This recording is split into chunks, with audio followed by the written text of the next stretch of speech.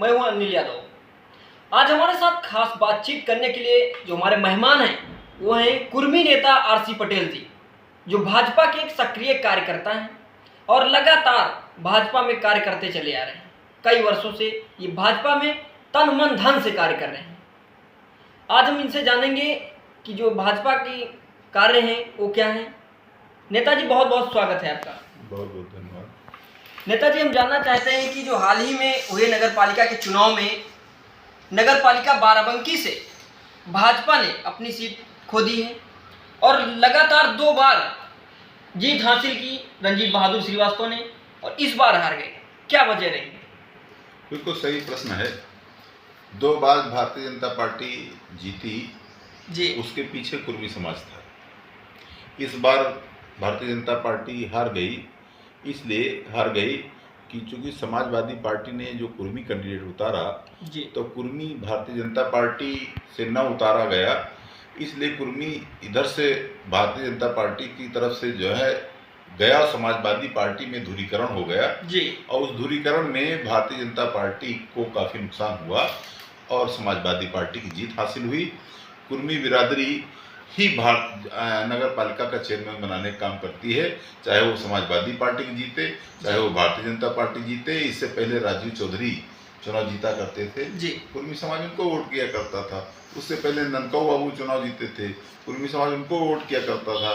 एक बार हफीज भारती को भी जिताने का काम कुर्मी समाज ने किया है। उससे पहले एक बार राम सिंह जी यहाँ पर चेयरमैन हुए, उनको भी कुर्मी समाज जिताने का काम किया करता था। आज कुर्मी समाज का एक अच्छा थोक वोट हो गया है। तकरीबन 40,000 कुर्मी मतदाता नगर पालिका नवाबगंज इसमें रहता है, नगर पालिका में रहता है, जो 22,000 वोटर लिस्ट में है।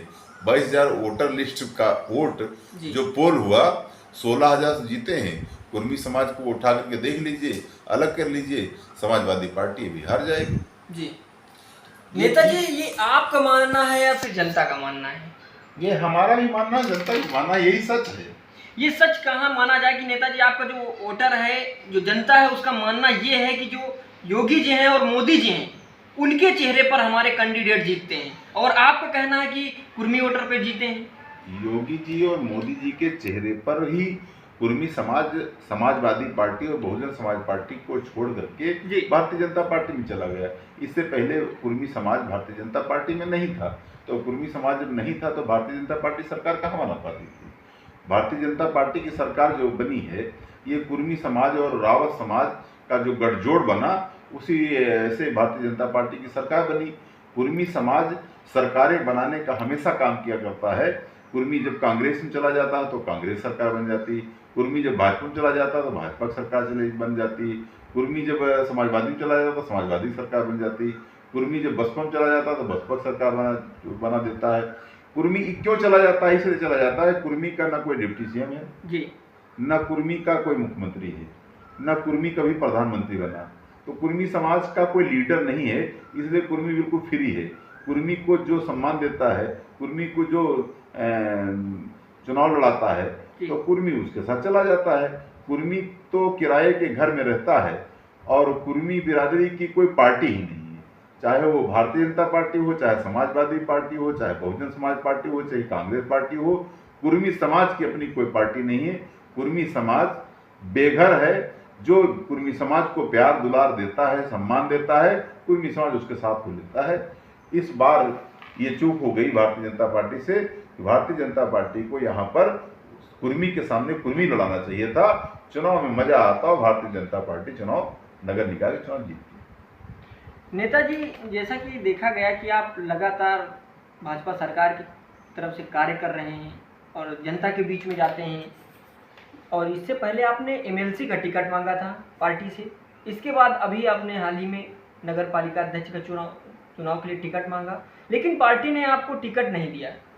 क्या कहेंगे आप, क्यों नहीं दिया टिकट? बिल्कुल बिल्कुल। एमएलसी के जो चुनाव हमने टिकट मांगा जी, उस वक्त पार्टी ने कहा कि ये पूरे जिले का चुनाव है और लिमिटेड वोटों का चुनाव है, ये जो है चुनाव थोड़ा आपकी तैयारी से, आपके बजट से बड़ा है।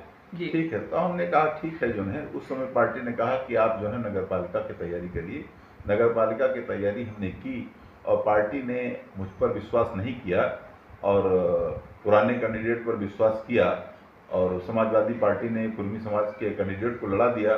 यही कारण रहा जो आज भारतीय जनता पार्टी की हार हुई और समाजवादी पार्टी की जीत हुई। मैं फिर कहता हूं कि अगर कुर्मी कैंडिडेट होता तो यहाँ पर भारतीय जनता पार्टी का कमल खिलता, जिसको कोई हरा नहीं सकता था। समाजवादी पार्टी के बस का रोग ही नहीं था कि कुर्मी कैंडिडेट होता और चुनाव यहाँ हार जाती। नेताजी, आने वाले 2027 के विधानसभा चुनाव की आप तैयारी कर रहे हैं और अगर 2027 में भी पार्टी आपको टिकट नहीं दी तो क्या करेंगे आप? क्या पार्टी से बगावत करेंगे? 4 साल पहले ही हमने तैयारी शुरू कर दी है जी। मैं गांव-गांव जा रहा हूं, मैं क्षेत्र में जा रहा हूं, मैं सुबह 5 बजे क्षेत्र में निकलता हूं और 12 बजे वापस आता हूं और फिर शाम को मैं निकल जाता हूं, 4 बजे निकल जाता हूं, रात में 10 बजे 11 बजे क्षेत्र से वापस आता हूं। मैं अपने चुनाव को इस तरीके से तैयार कर रहा हूं जैसे कोई निर्दल चुनाव तैयार करता हो। मैं पार्टी सिंबल को तो मैं मांग रहा हूं, लेकिन चुनाव की तैयारी मेरी इस तरीके की है कि जब बच्चा बोलने लगे कि नहीं कुर्मी नेता आरसी पटेल ही को जो है टिकट चाहिए, तब भारतीय जनता पार्टी मुझ पर विश्वास करे, तब भारतीय जनता पार्टी मुझको टिकट दे।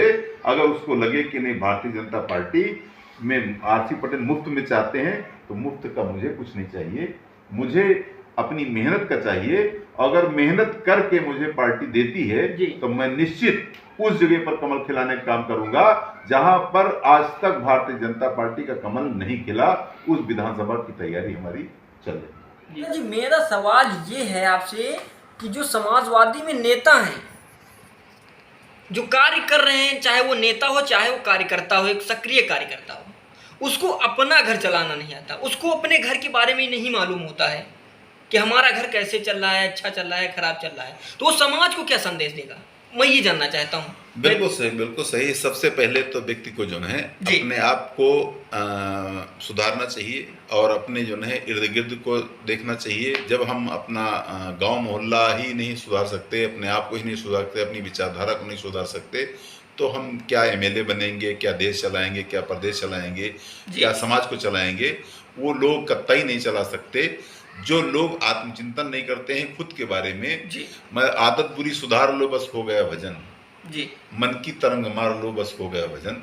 आरसी पटेल अपने आप में झांकता है। पहले जब हम किसी को बुरा कहते हैं तो 3 उंगलियां हमारी तरफ इशारा करती हैं, तो इसलिए कि बुरा मैं देखन जो चला मुझसे बुरा न कोई मिलियो कोई, और जो मैं ढूंढूं खोजूं आपको मुझसे बुरा न होए, ये कबीरदास ने कहा है। तो हम तो अपने अंदर बुराइयां देखते हैं और अपनी बुराइयों को अपने मन में छांट करके उनको ख़त्म करने का काम करते हैं और फिर जो है समाज में काम करने का काम करते हैं।